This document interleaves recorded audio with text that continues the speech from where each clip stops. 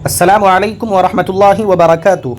ناظرین و سامعین، استقبال ہے آپ کا ہمارے یوٹیوب چینل بزم تھانوی پر۔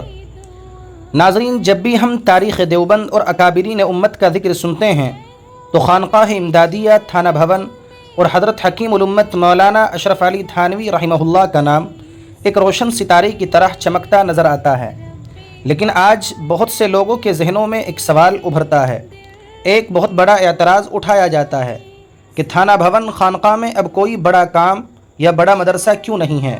یہ تو اتنے بڑے اکابر کی جگہ تھی، اسے تو دنیا کا سب سے بڑا مرکز ہونا چاہیے تھا۔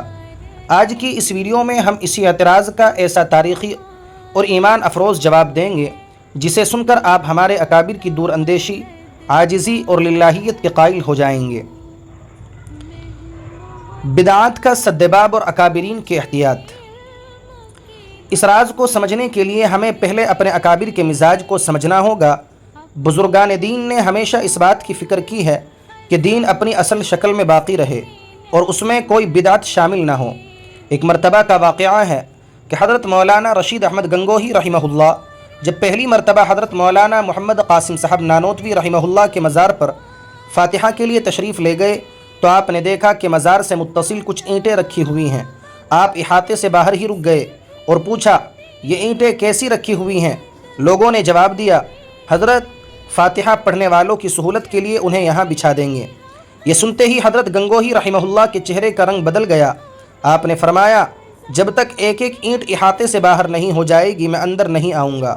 خدام نے فوراً اینٹیں باہر کی، تب آپ اندر گئے اور پھر ایک ایسی تاریخی بات ارشاد فرمائی جو آج کے دور کے لیے مشعل راہ ہے۔ آپ نے فرمایا، بھائی، یہ جو کلیر اور اجمیر میں تم دیکھ رہے ہو یہ سب ایک دم ایسا نہیں ہو گیا، اس کی ابتدا اسی طرح ہوئی تھی۔ آج اینٹیں بچھائی ہیں، کل چہار دیواری ہوگی، پھر قبہ بنے گا، چادریں چڑھیں گی، بدعات اسی طرح شروع ہوتی ہیں۔ اب آتے ہیں آپ کے اس اعتراض کی طرف کہ خانقاہ تھانہ بھون کو بڑا مرکز یا بڑا مدرسہ کیوں نہیں بنایا گیا۔ دوستو، یہ کوئی مجبوری یا ناکامی نہیں تھی، بلکہ یہ خود حضرت حکیم الامت مولانا اشرف علی تھانوی رحمہ اللہ کا اپنا فیصلہ اور ان کی بے نفسی اور دور اندیشی تھی۔ حضرت تھانوی رحمہ اللہ نے اپنی خانقاہ کو جانشینی کی رسم سے پاک رکھنے کی سخت ہدایت فرمائی تھی۔ آپ کا اصول تھا کہ جگہ کو اصل نہ بنایا جائے بلکہ کام کو اصل بنایا جائے۔ کسی نے کیا خوب کہا ہے، نشے میں کو تعلق نہیں پیمانے سے۔ حضرت حکیم الامت نے کسی نے کیا خوب کہا ہے، نشے میں کو تعلق نہیں پیمانے سے۔ حضرت حکیم الامت نے اس موضوع پر ایک مستقل رسالہ تحفۃ الشیوخ تحریر فرمایا۔ آپ اکثر فرمایا کرتے تھے، ایک خانقاہ کے باقی نہ رہنے کا افسوس نہ کیا جائے، میری اس خانقاہ کے بند ہونے سے 70 خانقاہیں آباد ہوں گی۔ جن لوگوں کو میں نے خلافت اور اجازت دی ہے وہ اپنی اپنی جگہ رہ کر کام کریں، جہاں گڑ ہوگا مکھیاں خود بخود آئیں گی۔ مدارس کی مرکزیت کا تحفظ۔ اس فیصلے کے پیچھے ایک اور بہت بڑی حکمت تھی۔ اس دور کی تمام مرکزی اور بڑی شخصیات حضرت حکیم الامت کے دامن عقیدت سے وابستہ تھیں۔ اگر حضرت تھانوی چاہتے تو تھانہ بھون کو ایک بہت بڑا انتظامی اور تعلیمی مرکز بنا سکتے تھے، وہاں کروڑوں کے چندے جمع ہو سکتے تھے، لیکن آپ نے سخت ہدایت فرمائی کہ یہاں کوئی ایسا کام نہ کیا جائے جس سے دارالعلوم دیوبند اور مظاہر علوم سہارنپور کی مرکزیت کو ٹھیس پہنچے۔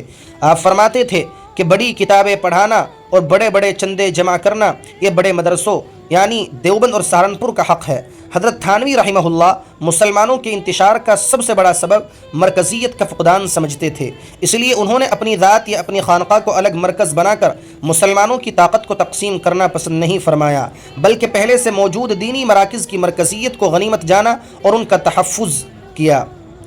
سبحان اللہ، یہ تھی ہمارے اکابر کی دور اندیشی، عاجزی، للہیت اور بے نفسی۔ انہوں نے نام و نمود اور اپنی گدیوں کو بڑا کرنے کے بجائے دین کے وسیع تر مفاد اور مسلمانوں کے اتحاد کو ترجیح دی۔ آج تھانہ بھون میں اگر کوئی بڑا مادی ادارہ نہیں ہے تو یہ اس بات کی دلیل ہے کہ یہاں کام کرنے والی شخصیات مٹی کے انسان مٹی بن گئے، لیکن جو دین کا سچا کام وہ پھیلا گئے وہ آج پوری دنیا میں لاکھوں خانقاہوں اور مدرسوں کی شکل میں زندہ و جاوید ہے۔